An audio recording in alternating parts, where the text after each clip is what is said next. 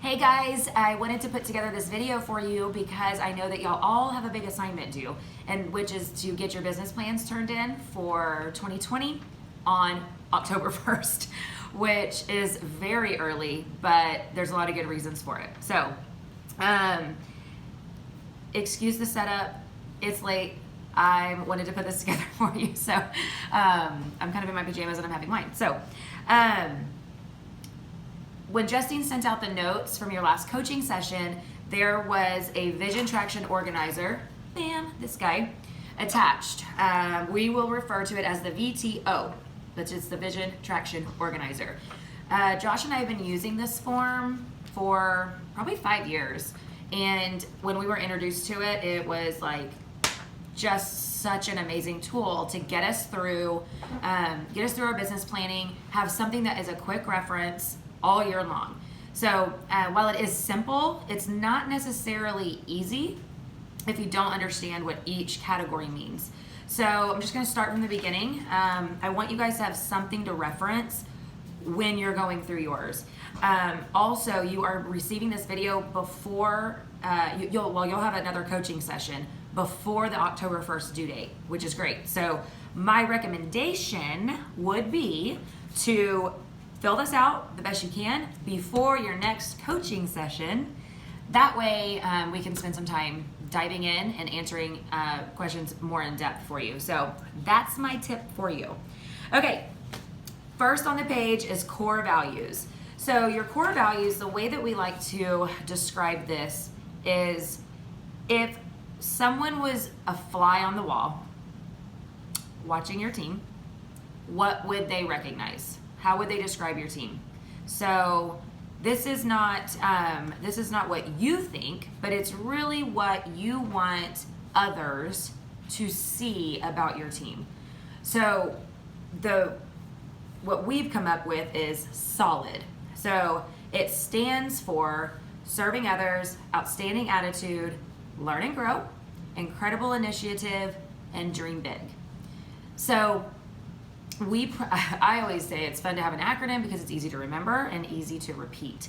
So think about what your team looks like, think about what your strengths are, and where this comes into play from a culture perspective and what you want clients to see and feel.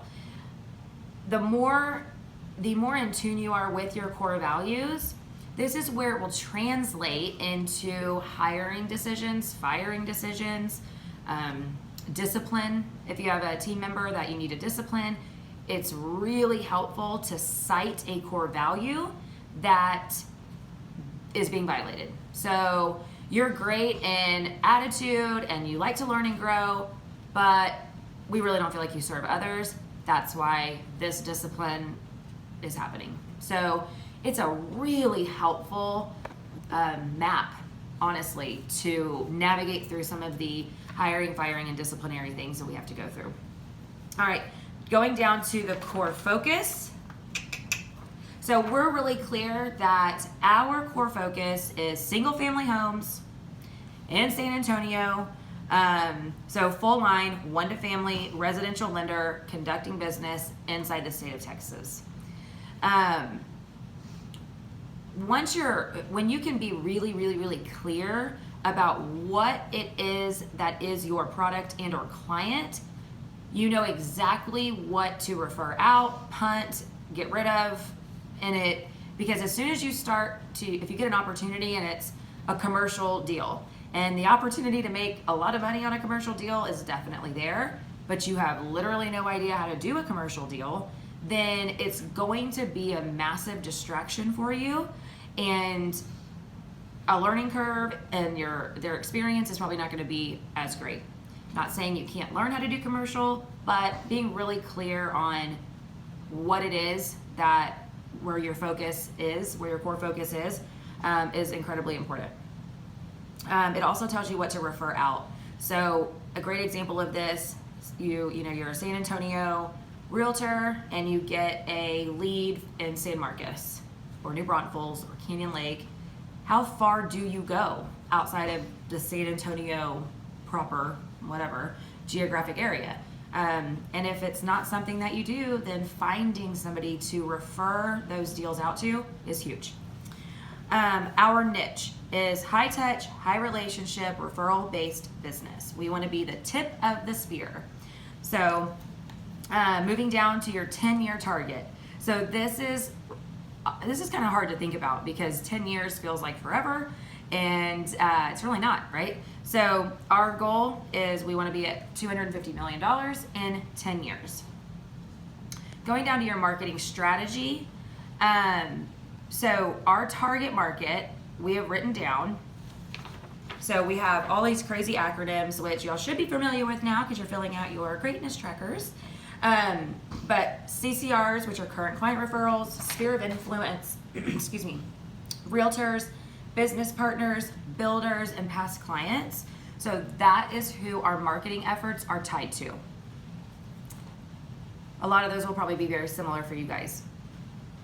What is our value proposition, or what is unique from a marketing perspective for our different clients? So as a lender, we have borrowers that we need to market to and have a message that we deliver them, but we also have realtors. And so what is our message for the realtors? So what our marketing strategy is, as far as us being unique for borrowers, is we care, we do what we say we're gonna do, we're mortgage experts and we act like it, reputation in the market will get your offers accepted. So think about, for your buyers, what is it that sets you apart from your competitors, and how do you utilize that in your marketing messages and your marketing strategy? So, you are able to be, you have a strong negotiation skill set. You have buyer's agents that specialize in knowing what inventory we have, what's on the market, all of those things. Think through really specifically what you can use as a value proposition when you're talking to buyers. Same goes for sellers.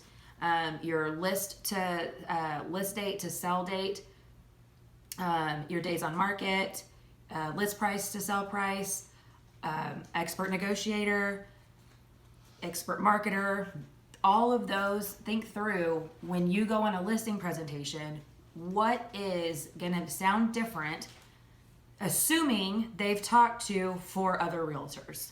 How can you develop a message that's so concise and specific that it's gonna set you apart, and they're gonna be like, wow, okay, I get it. I see why they're different. So the strategy that's used, so if you see, this is the messaging on this side. This is how the strategy that we're going to use to stay in touch, okay? So for our past clients, we stay in touch with them, we educate them, and we celebrate them. For realtors, we help them make more money, we increase our conversion ratio, we provide a predictable process, and we coach. So think through what the strategy is for your buyers, or to recruit and obtain buyers, and also listings. Okay. The proven process is what has shown us that this works.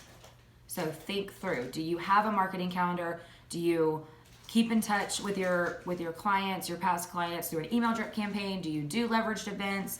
Do you mail something to them every month? Are you really, really good about sending them market analysis on their house? Do you always follow up about has everybody filed their homestead exemptions? Whatever those things are, that would be what your proven process is. Okay, moving on to the 3-year picture. This is pretty self-explanatory.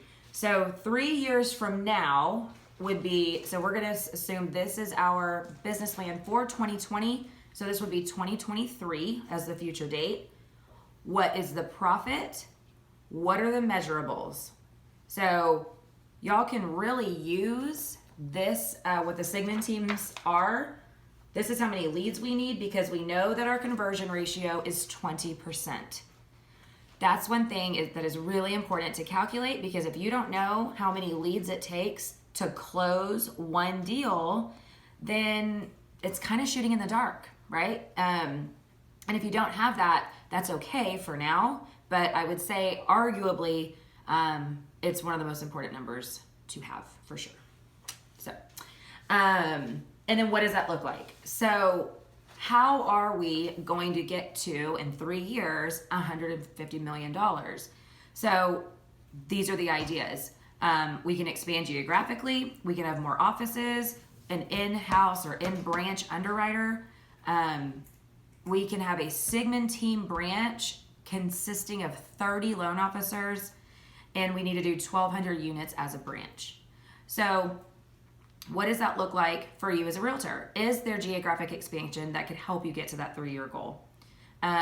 Is there a position on your team that needs to be filled? And would it be absolutely necessary to be able to get to that picture?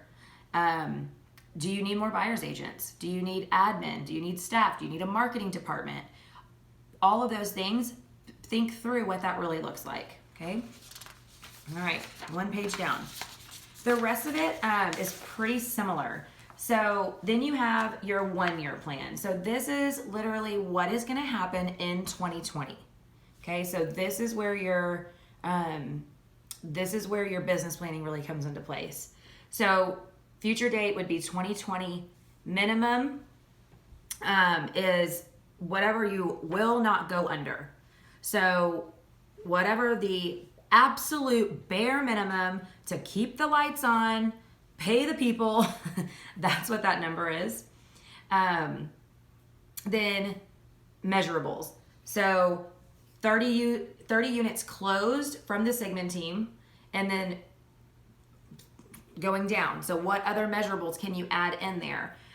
How many buyers reps do we need to sign each month? How many houses do we need to put on the market every month? Need to maintain an inventory of X amount of homes at all times. As the more specific you can get on these, the better your chances are going to be of actually accomplishing all of these things, okay? And then your goals for the year.